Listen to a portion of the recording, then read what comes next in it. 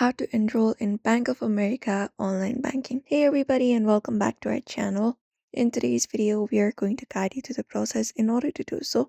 So let's get started. First of all, we can head over to Chrome or any of the browser and go to bankofamerica.com, or you can even download the application. So for now, we may head over, type in Bank of America and hit enter, and we'll be finding this official site from them. So we just need to click on this option, the first link available, and when we do, we'll be headed towards this page right here. So from this page, what we need to do is basically go ahead and look out for the login option, usually in the top right corner.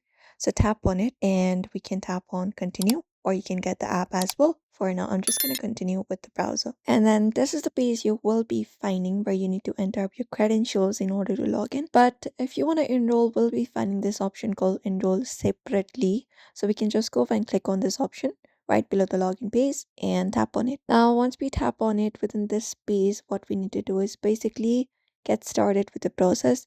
First of all, we need to provide in the following information to begin our enrollment. In this first box right here, you may just go over and enter up your card or your account number, the last 6 digits. So go ahead and enter it up, and right below it, we need to provide in our social security number or the tax ID number.